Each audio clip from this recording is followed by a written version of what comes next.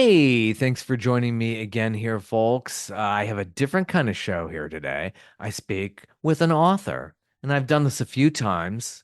This is probably my third or fourth author on this program.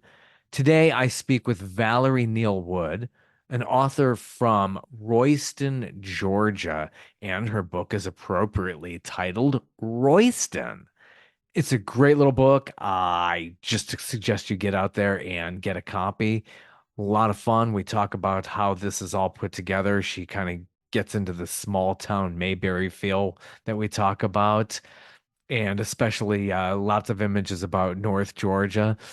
This interview has been really, really chopped up. I'm not really going to do a video component of this because she was speaking to me from Royston, which doesn't really have the greatest internet there. It kind of jams up a bit. So I had to do some very heavy editing on here.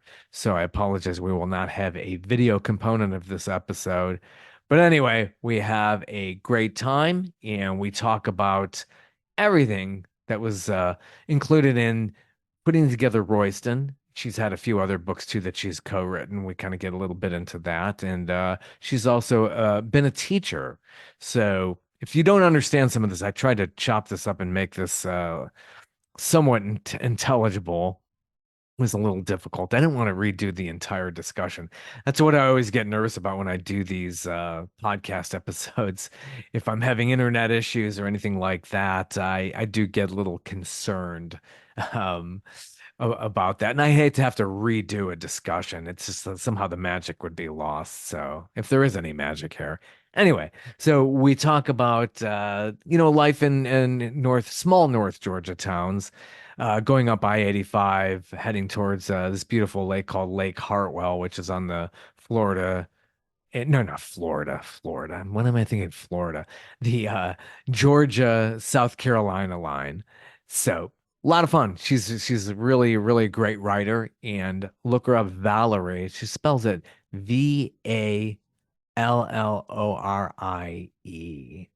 That's yeah, a little bit different. Vallorie Neal Wood, writer from North Georgia. She's going around as we speak in August of 2024.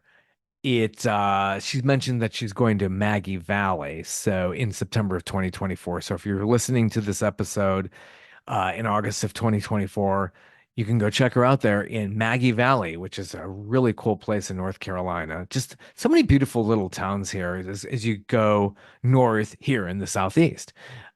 Really, really cool. I love the mountains. It's gorgeous. I'm much more of a more mountain person, more so than a beach person. So here we are. This is mid-August. The heat is on, folks. 2024. What is going on? I mean, I know I'm in the South. I've been here for decades. But wow. I mean, I've been really trying to, kind of get myself accustomed to it. And I have been really, but still, wow, so many 90-degree days and above, almost close to 100, and reaching the triple digits. This is awful. I can't stand it.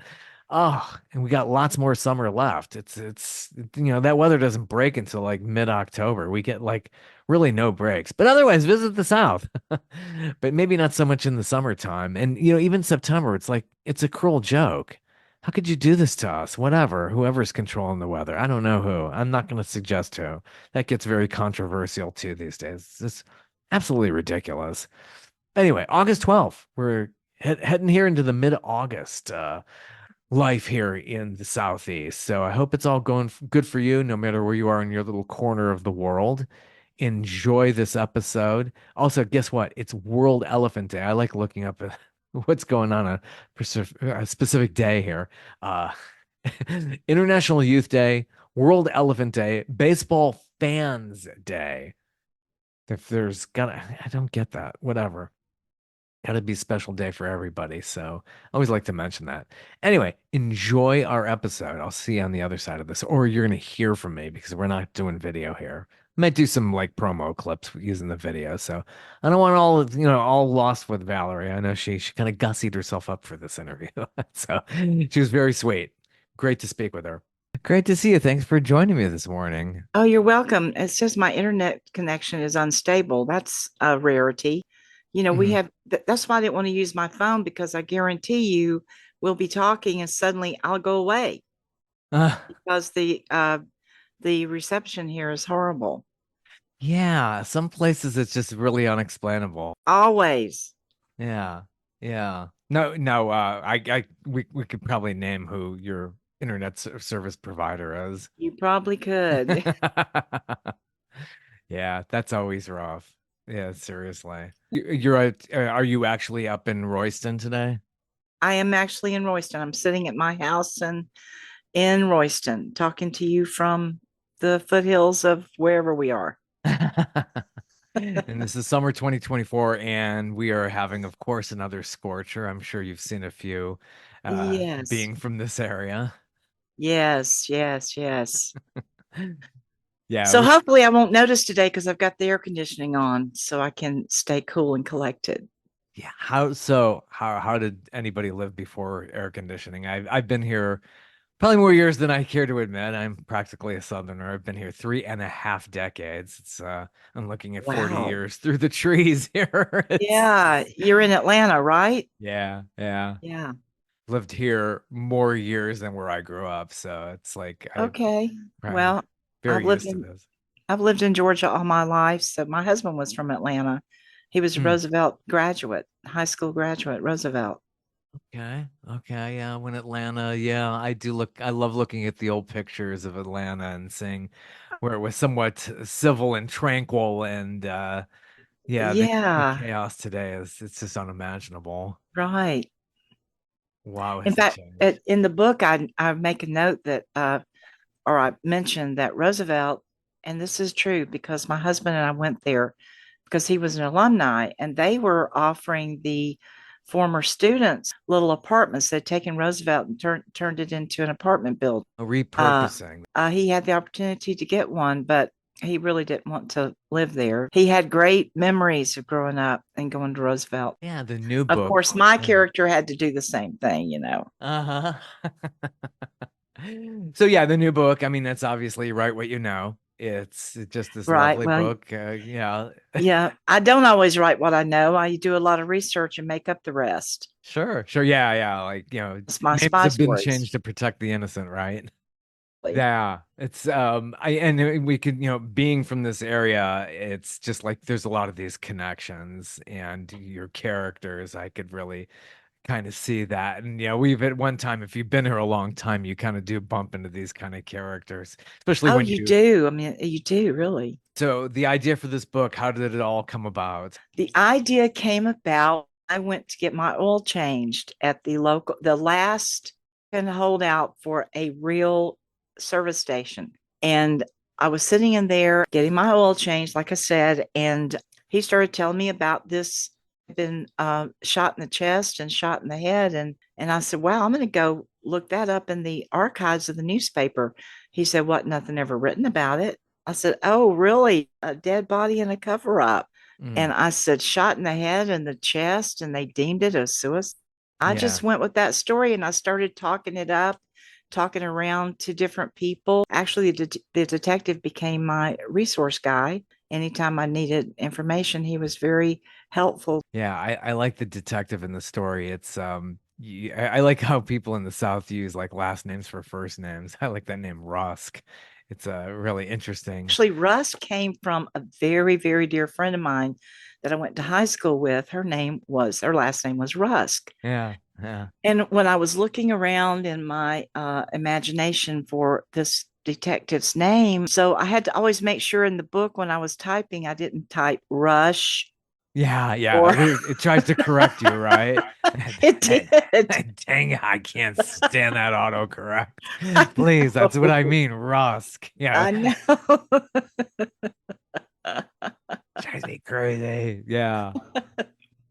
So that's where the idea came from, and it just grew from there. And there was this girl, which is about 12 miles from Royston, Avila. And the first time I met her, I said, man, your name Mm. is the name of a character. I could kind of picture her. Yeah, and yeah, there's somebody who's just like hasn't had love and it's just like had, maybe some bad experiences and you can kind of feel that with her and somebody who goes around town on her bicycle. This is So much paints that that idea of a Mayberry type plays.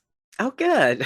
Yeah. Yeah. I love Andy Griffith. I grew up on that, but it's just I love that tranquility. I just so miss I that I watching do that. too. Actually, Andy Griffin is on my TV most of the time, Griffith, Yeah. because it's comfort. It's like a comfort food. Yeah, So it is. it's a comfort sound. And I don't have to be involved in the episode. All I have to do is look up. Yeah, completely. And then the Don Knotts character, he was just so great. I Oh, appreciate him so much. me too. I do too. I mean, in fact, without him there, it was like there's no point watching Andy Griffith. I don't Yeah. watch anything, any of the colored episodes because that's not really the show to me.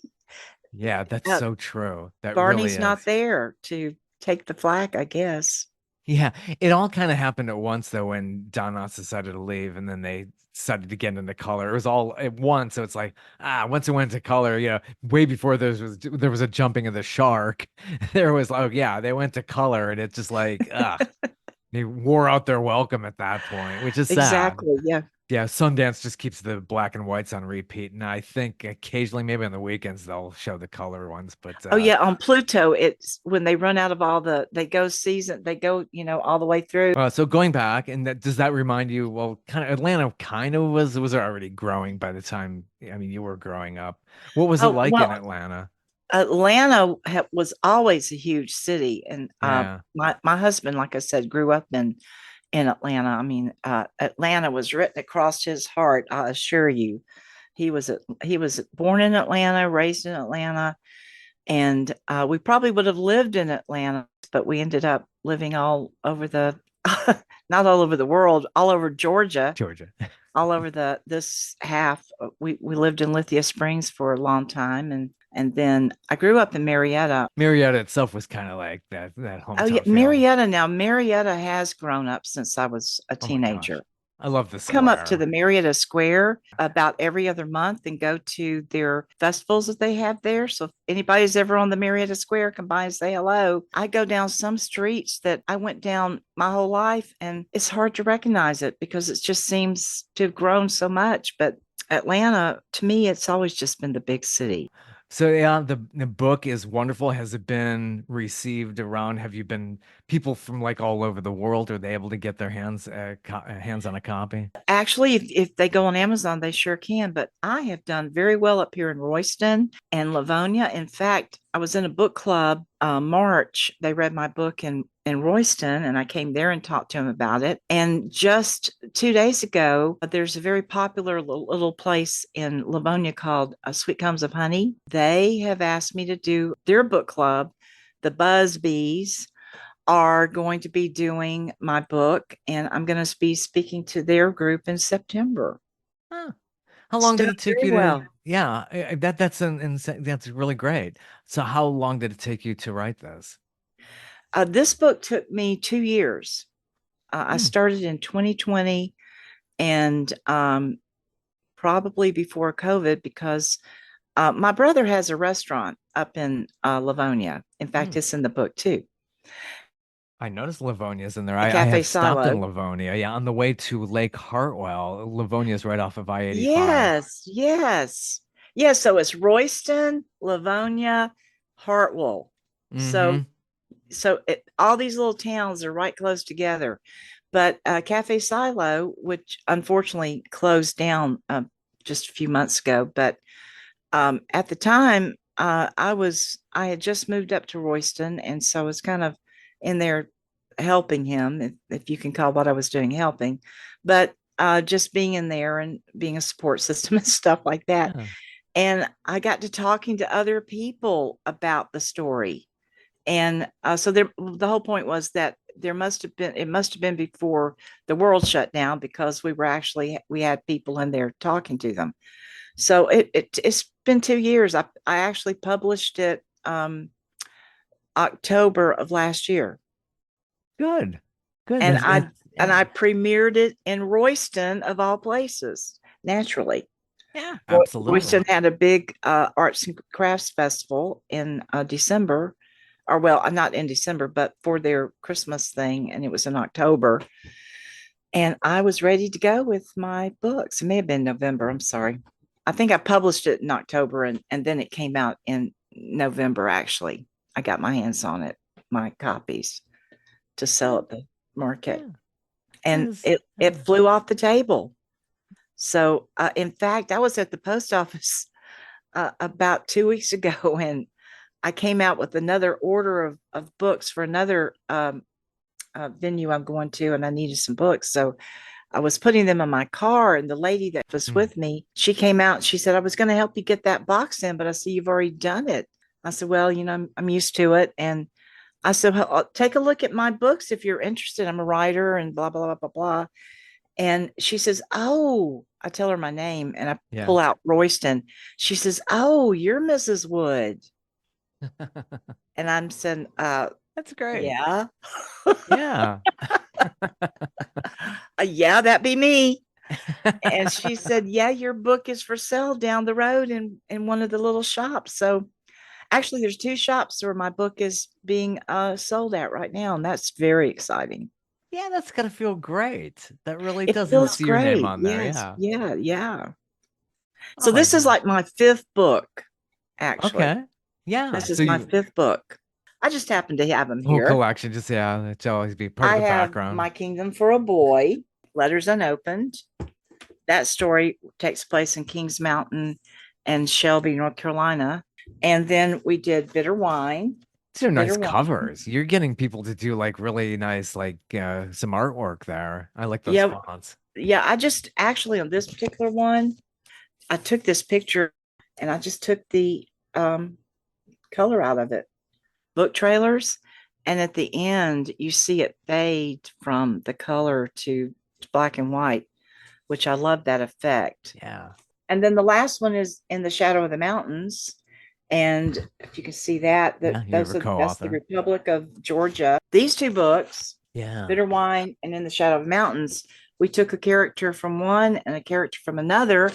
How are these getting published? You have a publisher who you go through? Actually, I did have an agent many moons ago, and when I took, she shopped around My Kingdom for a Boy in Dorowski Bridge, and she found a publisher for Dorowski Bridge, and the publisher came back and said, we will publish this. We love the story. We will publish it if you will change the ending.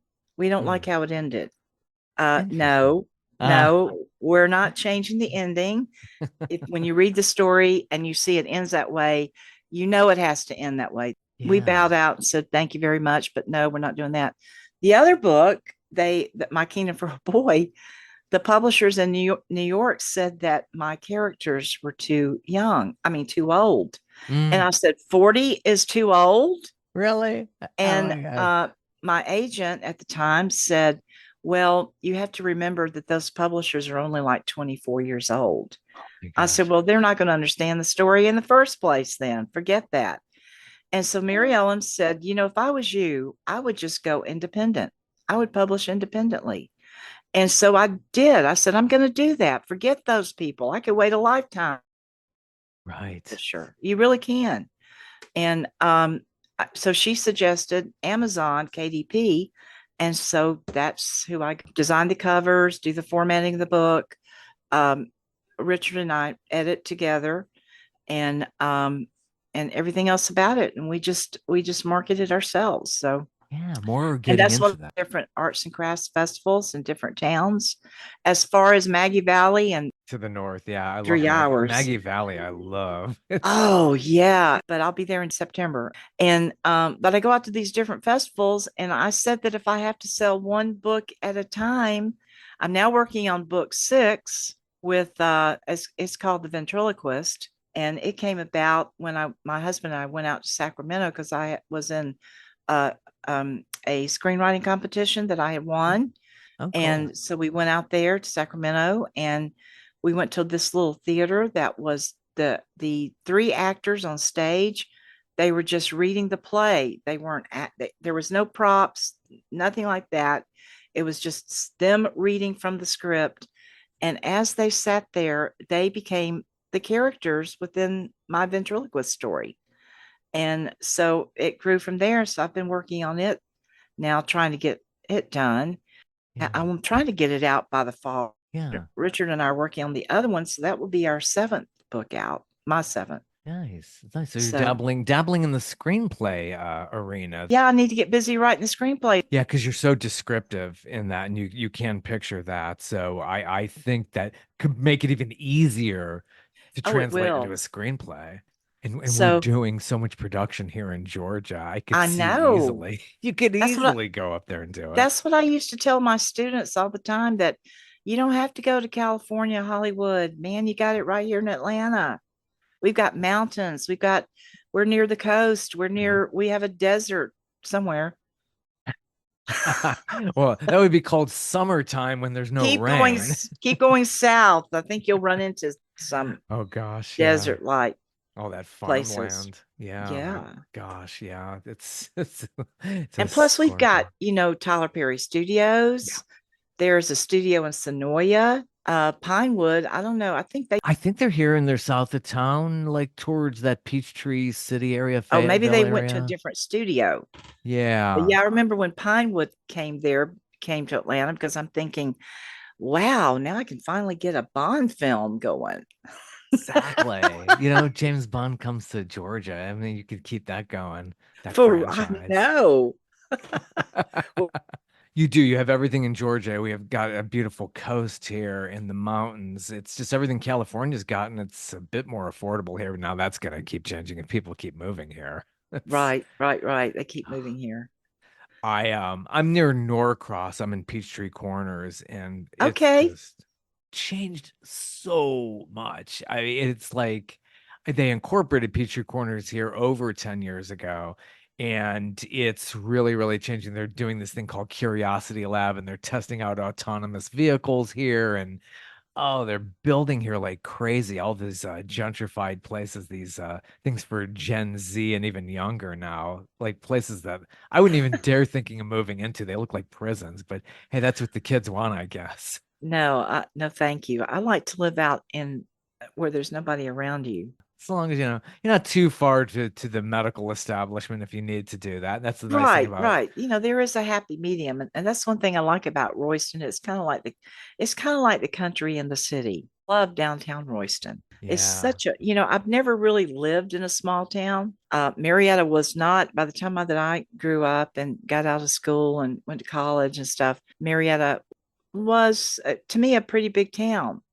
yeah. But Royston is really a little town. And when I tell you that people come to know you that you don't even know them, that is a small town. I've never lived in that. So it's been a whole new experience for I'm me. sure. I'm sure. I've always lived on the anonymous side of life. And now when I say my name, people are starting to know me. Exactly. Yeah. That's wonderful. Now, where did you go to school? You mean Well, even high college? school and college, yeah. I went to Wheeler High School. I'm a Wheeler Wheeler, I Wildcat. know about Wheeler. I've heard of that. And then I went to Kennesaw State Yeah. University. I actually started there when it was Kennesaw Junior College. Ah, There were three buildings there. oh wow. And then I left, and I came right out of high school and went, and then I discovered that life was much more exciting than college. So I dropped out of college. And the Yeah. next time I went back to Kennesaw, they were Kennesaw State. And then when I finally said, you better go get that bachelor's while you're still young enough to go do it. And I went and got my bachelor's, but they were Kennesaw University by then. Then I went to Georgia State for my master's. I ended up getting a teaching job right out. I got my degree in screenwriting, and I never, ever intended to ever, let Yeah. me emphasize that, be Yeah. a teacher. Never was on my plate of things to do. Didn't want to do it.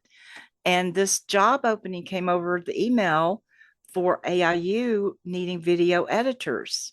Well, I Ah. just come out of learning all of that. And I said, hey, I can do that. So the next thing I knew, I was there for 20 years. Wow. Wow, that really adds up. We Oh my went from gosh. Buckhead to down to Dunwoody, and they Yeah. combined the two campuses together. And so we ended up at Dunwoody. But I also went to my alma mater at Kennesaw State or Kennesaw University and then taught broadcast journalism there for about 8 years. Oh, wow. So I would have to always have my badge hanging on my rearview mirror so that I could know what college I was going to that day. Where are you going Yeah. today? Oh, yeah. You have to Yeah, flip it over so you can remember. it's so funny where life brings you like this. Like, I never thought I'd be teaching, but you do these things and you fall into it. The opportunities come and you And grab them. right, and you do it. That's right. But it afforded me to go to, like I say, I was actually in three different competitions, or my screenplays. Three of them made it into different competitions, and I was able to go out to California. And Mm. I actually was born in California. Oh, wow. Well, I had never been back out there since my birth. And Yeah. that was just a really, I was born on Travis Air Force Base. My father was in the Air Force. Oh, yeah. Moved you all And around a lot. Yeah. yeah, and so when the opportunity came to Sacramento, go to Sacramento, I went for it. I didn't get to go out to Travis because we were too busy. I wanted to go see where I was born, but we Oh, didn't make it that far because we were too busy doing screenwriting stuff that weekend. I always yeah. said if I ever moved anywhere, it would be to Sacramento because it Yeah. just felt like, honestly, even my husband said that, and he wasn't even from there, hadn't even been there. He said, "This place feels like home." I said, "Good, because I'm thinking about let's moving out here." But then Yeah. we had a granddaughter that was born, and my daughter wouldn't go with us, so that Ah. wasn't going to work. It does seem like a cute town there. It's their state capital and Oh, just yeah. away from all the craziness and not too far from University of California, Davis. That's the Right, closest. exactly. Yeah. And in fact, ventriloquist takes place in Sacramento naturally. I mean, it would have to after being out there. Yeah. So Oh, that's great. What a story. So, no, was your dad, did he see any combat or was he like in the reserves or he something was like in that? the Air Force, so Air he Force. basically was building airplanes. Ah, yeah. And how he ended up in Marietta, he got a job at Yeah. Lockheed in Yeah. Marietta. And that's how we ended up in living there our whole life because Huge employer. he was a flight supervisor on the C-5 airplanes. So Yeah. Out of all my years here, I did about 3 years. I lived off of Cobb Parkway, not too far from Marietta there. I remember seeing yeah. all the planes from Dobbins coming in and out of there. Yes, Oh I my, know. phew, you see some really crazy stuff. There was I one know. summer I was working overnights. It was terrible. They were like doing drills over the area. Like there's something that was just constantly circling and circling for days on end. I'll never forget that. It was like the middle of the summer. Was it like that big B-2 bomber plane or Something something? like that. It was early They 90s. And just yeah, like they would take that out sometimes and seem to fly it around or in something. circles. Like, oh Did you my ever see God. the Blue Angels? Oh yeah. Now I grew up in Cleveland, Ohio, and every Labor Day they would do an air show and Blue Angels were always there. It's just yeah. It's just stunning. It really is amazing stuff. And I'm not too far from where this is the DeKalb Peachtree Airport. Yes, yes. They just had a show over there and just like over my house isn't too far from there. So I was able to see some of those classic World War II planes they were displaying. Yeah, I can remember growing up and we lived on Powers Ferry in Marietta. Yeah. And on the back porch, off the back porch, the Blue Angels would fly over doing their whatever you call their drills, their Uh, practice before they went and did their show. And that was really cool getting to see that. But you have to remember, since I said my father worked on airplanes in yeah. all of the Air Force, we ate and at supper, dinner, he talked about airplanes, how they were made, Uh, this. So we ate airplanes at night, oh my eating gosh. dinner. And uh, so I grew up with this tremendous love for airplanes. I mean, I love to see them flying over. And um, I don't know, it's just one of my favorite sounds. And my father, when I was about 9 years old, and I had a cousin who was my age, my mother's brother's daughter, and we went to some airfield in South Carolina and picked my cousin up. Mm, Now, my father borrowed a little two-seater plane, had a friend of his that had one, and the friend was the pilot. My father was in the plane, and I rode in the back, and we flew to that in that little two-seater out to that airfield in the pasture, just this pasture. And that was real flying because you I'm heard the sure. wind Oh and my gosh, it, yeah. it was like, it was just so cool. And the first time I ever flew a commercial plane, I was so disappointed. I said, "Where's the wind? I'm not hearing any wind blowing. Yeah, My yeah. hair isn't flying." So that was, I know. I love seeing those biplanes, and people are like in the cedars up there. It's just, yeah, that's real flying. Come on with this air yeah, commercial stuff. yeah. Now that was a real, real, real plane. But Yeah. anyway, so I have love of airplanes, in me too. So in the Shadow of the Mountains, my character is she comes out of the Air Force as a captain, and that's what she did was Yeah. fly. Those are the Of things you course. know. Yeah. I Yeah. love all the mentions in your book. And Livonia, I remember I stopped off there because the traffic was so bad coming up to in 2017 we went to see the eclipse and we had to keep going north, north, north. We wanted to get to Hartwell, but we had to stop off at Livonia and there's a rest stop over there to where we saw the eclipse.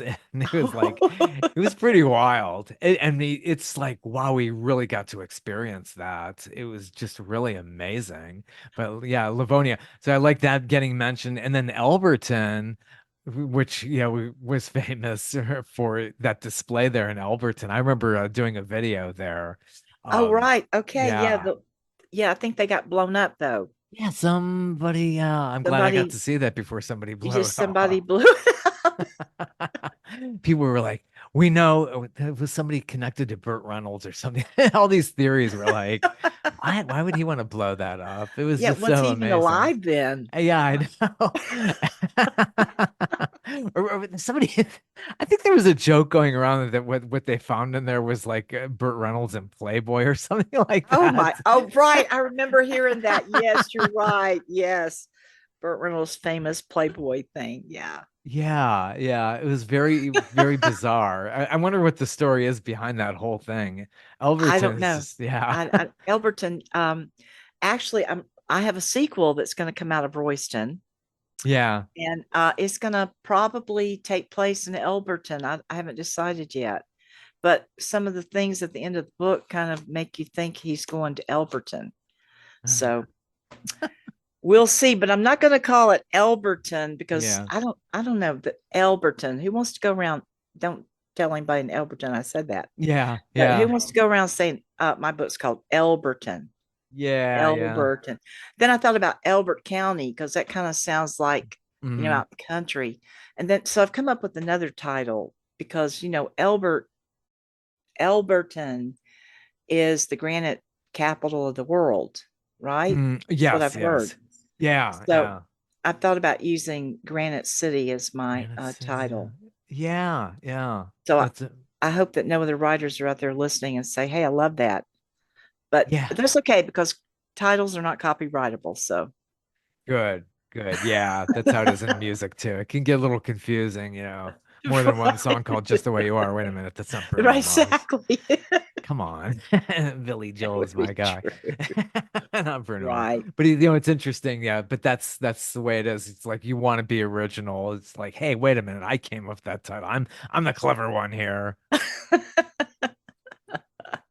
It's so true. Yeah, it's North Georgia is very beautiful, and especially when you go to the east, northeast Georgia, and Oh, you go through Toccoa and those areas. It's just, the yes. mountains. It's just Yes. beautiful. It is. It's very nice. Yeah, and it's nice to get away for those of us in Atlanta where it's like, it's Oh, crazy every definitely. day. Definitely. Have you been to Helen? Yeah, Helen was one of those first places that everybody was telling me about when I first moved here. So yeah, had to run up there a few times. It's been a long time now, but yeah, I'm hoping that it's always changing for the better. It's been a long time. Well, Helen, there's not much else they can do with Helen because Yeah. it really is pretty huge as far as uh, uh, growth. And I'm not talking about population growth. I'm just talking about the way that the town has grown. But in my story, Bitter Wine, Mhm. my character actually is living in Helen when his life changes and things happen. The past always comes back to haunt you, right? Oh yeah. Yeah, those are the good stories. It's like you I just when love you think you're I love okay. those. I love those kind of stories. Yeah, to think you're fine, they pull you back in. I love Right. that. It's just like Rusk, he Yes. had no idea that coming to Royston, how it was going to change his life. Yeah. And so I love that whole, I don't want to say too much for people that haven't read it, Yeah, but we don't want to give any of this away, but it's just, yeah, these are there's great a particular characters. scene at the post office. Yeah. I love that. And that whole thing. I'm hoping to get to mention that to the book club, Yeah. you Yeah. know, so we can talk about that kind of stuff. Yeah, another good mention here is Cashiers, North Carolina. I used to do some travel writing for the Gwinnett Daily Post. I Oh, had a yeah, column. Cashiers. And yeah, I went to Cashiers one time and I just, well, it was a dry county at that time, the county that Cashiers is in. So I think you had to go to like Highlands to really get anything if you wanted to drink. That's But funny. Yeah, yeah, I didn't know that. I yeah, actually there's a radio station 104.5 that comes out of the Highlands area. And yeah. that's where I got the idea. And I started looking up how far away is that from Royston? And I think it was like 2 hours, hour and a half or Hmm. something. And so the cousin, of course, she had to be from there. Yeah, yeah. It's a great, yeah, the Sometimes whole area. it's like giving nod to places that you like or you've been to or something. And that station is really a great station. Do you know Hmm. which one I'm talking about? I think so. 104.5. I think I did stumble on it when I was up there and Yeah, visited that area. I love yeah, Highlands. yeah. I also stayed at the old Edwards Inn in that area. It's just Oh, really, just beautiful. And if you're a really big time hiker, which I kind of get into a little bit, yeah, nothing's better than, North Georgia, Southern North Carolina, and into those areas. It's just, yeah, it's fascinating. it is. I like that. Totally. But yeah, you have never ending material in your neck of the woods. I really For do. sure. And people always want to tell you, have you heard about this mystery or that mystery? Sure. Yeah, I think that's going to be part of my next book. In fact, I've got there's two sequels that will come out of Royston. Good. They won't the sequel, I guess you have to call Yeah. it that, because it will kind of, I don't want to Yeah. say wrap up, but it will take it a little bit further, the story at the Mm. ending, and we'll take it a little bit further. And then I have a third idea that came to me at one of those arts and crafts festivals. One At one of them, this person was telling me something about this particular house I had seen, and so we were talking about that. And then lo and behold, a week later, I was at another festival, and this lady starts talking to me about that house that I'm talking about, and I'm like, wow, that is wild that you're saying that to me because I was just talking to so and so. Yeah. And so that gave me an idea for a third story to come out of Royston. So the Good. next one will involve Rusk again, finishing out, Good. wrapping up things. And then the next one will be Avila. And Good. and Yeah. Rusk may not want Avila in that story because it will get too dangerous. Very good. So Oh, that's awesome. That's really good. Yeah, you're just you keep going. Just like yeah, kind of exactly. like John Grisham or somebody like that. It's just like you constantly have an output happening. So that's inspiring to see that. Yeah, and as a matter of fact, My Kingdom for a Boy, which is the book I showed you a minute ago, Yeah. this picture, I'm going to show this to you again. This, I've had four four readers. Mm, Oh, sorry. I've had mm, four readers that have come back to me mm. and who have said, I don't know if that's showing backwards or not, but Well, it looks they good. Yeah. they have a sequel. I got to know more about these people. Mm, So I'm thinking about that. That would be like book 8, 9, I think. When I went and cleaned out my great aunt's house, and the whole time I'm cleaning it out, I'm like, who is this great aunt of mine? I mean, and so every room had different stuff. And when I pulled up the dining room rug, which was yeah. oddly placed in the dining room in the first place, that image was on the hardwood floor. So Wow. weird looking. I'm gonna take a Yeah, picture of it. It that looks like is. a horse. Yeah, yeah, it does. It does. And it later, as the story begins to develop in my head, that becomes part of the mystery. Mm. So I tell people when they buy the book, hey, well, when you get to the dining room, you got a visual. I really like for the reader to find out as the character finds out. I think that's much more surprising Yes. than for the Yeah. reader to have to read the story and they're waiting for the character. You know what I Very good. mean? Yeah. I Yeah. Very prefer I true. prefer for you, the reader, to be saying now, what's happening? What's happening? What's happening? Yeah. It makes it far more exciting. Yeah, that's when you Absolutely. can call it a mystery, right? Yeah. Exactly. Exactly. Well, it's awesome. So you're going around and touring and doing these readings. That's exciting. I And am. got a lot going on for the future as well for the sequels and everything. So Yeah, I'm very that's really excited. nice. Very Absolutely very excited. exciting. Well, it's been great speaking with you. I really enjoyed it. And we'll definitely be hearing more from you in the future. Well, take care. Okay. You too. Thank you so much for Have a having good me one. on. I Bye-bye. appreciate it. Bye bye. And I hope you enjoyed our little discussion here. I always admire writers. It's just not an easy task to get up and be creative and to do it. They all make it look easier than what it really is. Anyway, thanks for joining me, and I'll see you soon.